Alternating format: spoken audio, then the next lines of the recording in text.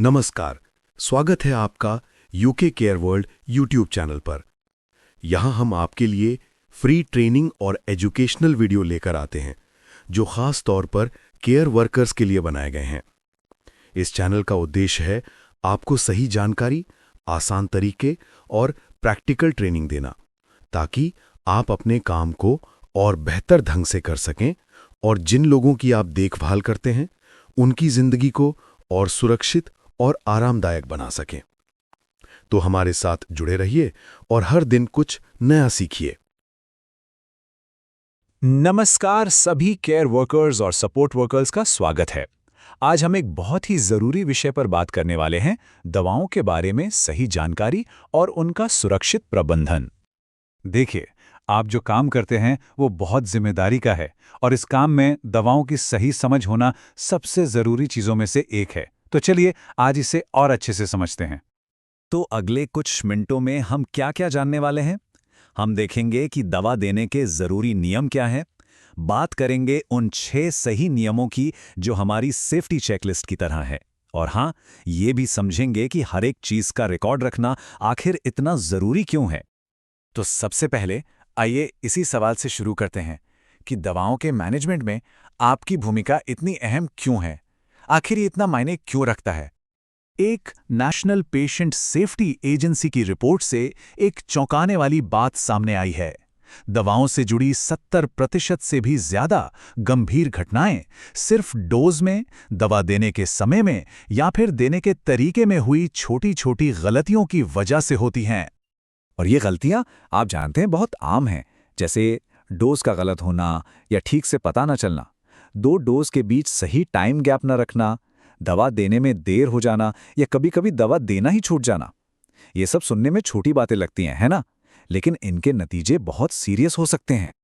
तो सवाल ये है कि इन गलतियों से बचा कैसे जाए?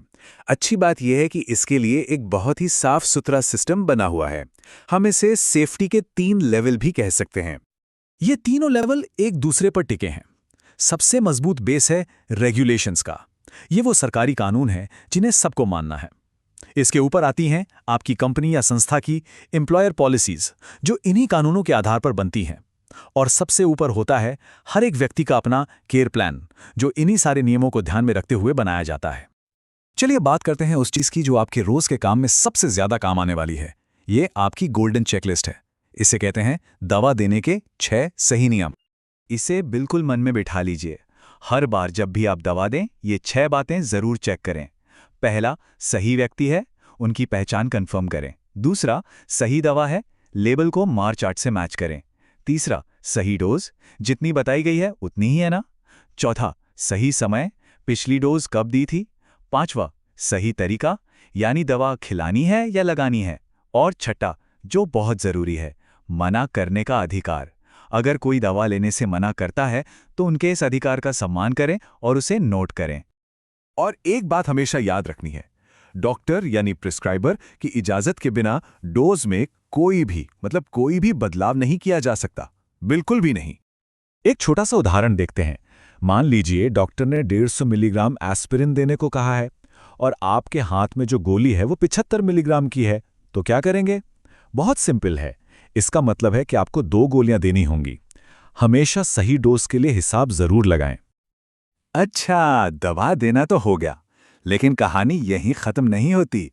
दवा देने से पहले और बाद की भी कुछ जिम्मेदारियां हैं, यानी दवाओं को सही से रखना और उन्हें सही तरीके से डिस्पोज करना। ये सबकी सेफ्टी के लिए बहुत जरूरी है। दवाओं को रखने के कुछ पक्के नियम हैं। हमेशा पैकेट पे लिखे निर्देशों को फॉलो करें। जगह हमेशा साफ, सुरक्षित और ताले में बंद होनी चाहिए। और हाँ, ये गलती कभी मत करना, दवा को वक्त से बहुत पहले निकालकर मत रखना। और जो कंट्रोल ड्रग्स होती हैं, उनके लिए तो नियम और भी सख्त हैं। उन्हें डबल लॉक वाली अलमारी में ही रखना होता है। और अब बात करते हैं बची हुई दवाओं की। उनको फेंकने का सही तरीका क्या है? सीधी सी बात है, बची हुई या एक्सपायर हो चुकी दवाएं हमेशा किसी फार्मेसी को वापस कर दें। उन्हें कभी भी कूड़ेदान में या सिंक में या टॉयलेट में फ्लश ना करें। ऐसा करने से उनका गलत इस्तेमाल हो सकता है और हमारे पर्यावरण को भी नुकसान पहुंचता है। चलिए अब हम इस पूरे प्रोसेस के सबसे जरूरी नियम पर आते हैं। इसे गोल्डन रूल समझिए। हर चीज को रिकॉर्ड करें। एक कहावत है, जो लिखा नहीं वो हुआ नहीं। ये यहाँ बिल्कुल फिट बैठती है। और ये रिकॉर्डिंग होती कहाँ है? ये होती है मार चार्ट में। मार का मतलब है मेडिकेशन एडमिनिस्ट्रेशन रिकॉर्ड। ये सिर्फ एक कागज नहीं, बल्कि एक कानूनी दस्तावेज है। इसमें हर एक डोज का हिसाब होता है, किससे, कौन सी दवा, कितनी, कब और किसने दी। तो इस मार चार्ट में क्या क्या लिखना होता है? हर डोज देने के बाद तुरंत अपने साइन या इनिशियल्स करें। दवा देने का बिल्कुल सही समय लिखें। अगर किसी ने दवा लेने से मना किया है तो वो भी वजह के साथ लिखें। और अगर कोई डोज गिर गई या खराब हो गई तो उसे भी नोट करना जरूरी है। याद रखिए, ये काम फौरन करना है। तो चलिए जल्दी से सब कुछ दोहरा लेते हैं, हमारी 4 सबसे जरूरी बातें। पहला, हमेशा सेफ्टी के 3 लेवल्स को फॉलो करें। दूसरा, हर बार दवा देने से पहले 6 सही नियमों वाली चेकलिस्ट इस्तेमाल करें। तीसरा, दवाओं को सही से रखें और सही से डिस्पोज करें। और चौथा, हर चीज को तुरंत मार चार्ट पर रिकॉर्ड करें।